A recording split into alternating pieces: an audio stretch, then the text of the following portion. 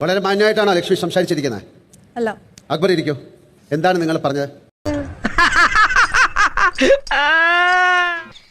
ആരാണ് വീട്ടിൽ കയറ്റാൻ കൊള്ളാത്ത ആൾക്കാർ? സമൂഹത്തില് ഒരു വിലയില്ലാത്ത ആൾക്കാർ ആരാണ്? ഒറ്റയ്ക്ക് വഴിവെട്ടി വന്നവനാണ് ഞാൻ. ഒറ്റയ്ക്ക് വന്നവരെ കളിയാക്കുന്നോളാ.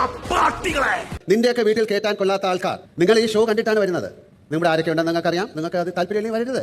അയാൾക്കിട്ട് 2 എണ്ണം കൊടുക്കാൻ ഈ കുമാരേട്ടനേ ഉള്ളൂ. അതിനായി കുതന്ത്രം. പക്ഷെ അത് ഭയങ്കര റോങ് ആയിട്ടുള്ളൊരു സ്റ്റേറ്റ്മെന്റ് അല്ലേ? ആരെ ഉദ്ദേശിച്ചാണ് പറഞ്ഞത്? ഇതിന് ആൻസർ ചെയ്തേ പറ്റൂ. കൺഫ്യൂഷൻ ഇടയ്ക്ക് എനിക്ക് മറവി വരും. അപ്പൊ നീ എന്നെ ഓർമ്മിപ്പിച്ചോളൂ. ഞാനിങ്ങനെ ചോദിച്ചുകൊണ്ടിരിക്കാൻ എനിക്കിവിടെ സമയമില്ല. നിങ്ങൾ ആരെയാണ് ഉദ്ദേശിച്ചത്? അവിടെ ഇരിക്കുന്ന ആർക്കും മനസ്സിലായില്ല എന്നാണ് ഞാൻ വിശ്വസിക്കുന്നത്.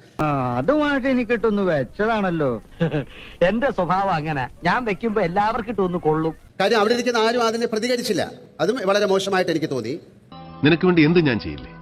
ഈ പടിക്ക് പുറത്തിറങ്ങിയാൽ തീരുന്നതാണോ നമ്മൾ തമ്മിലുള്ള ബന്ധം? അവിടെ ആവശ്യമില്ലാത്ത എത്രയോ കാര്യങ്ങൾക്ക് വഴക്കുണ്ടാക്കുന്ന എത്രയോ പേര് അവിടെ ആണുങ്ങൾ ഇരിപ്പുണ്ട്, പെണ്ണുങ്ങൾ ഇരിപ്പുണ്ട്. നാണമുണ്ടോ നിനക്ക്? നാണം.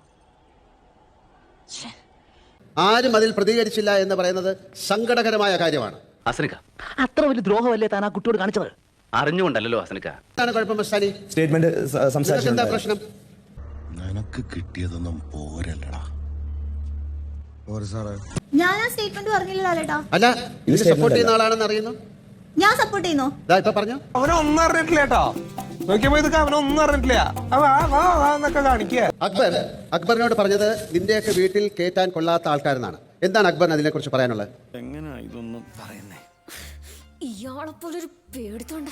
ലക്ഷ്മിയുടെ അടുത്ത് എത്ര മറുപടി പറഞ്ഞിട്ട് കാര്യമില്ല. നിങ്ങൾ വരുന്നതിന് മുമ്പ് നിങ്ങളുടെ കൂടെ എത്രയോ ദിവസമായി നിന്നിരിക്കുന്ന 2 പേര് എന്നാണ് ഇപ്പൊ ഞാൻ മനസ്സിലാക്കുന്നത്. ആ സമയത്ത് നമ്മൾ ആ പ്രഷറിൽ നിൽക്കുന്ന, സത്യം പറഞ്ഞാൽ ഞാൻ ആ സമയത്ത് ലക്ഷ്മിനെ അവോയ്ഡ് ചെയ്യുകയാണ് ചെയ്തത്. ആ പറഞ്ഞ വാക്കുകൾ എന്റെ ചെവിലേക്ക് ഞാൻ എടുത്തിട്ടില്ല. തൽക്കാലം ഇത്രയും മതി. വരട്ടെ.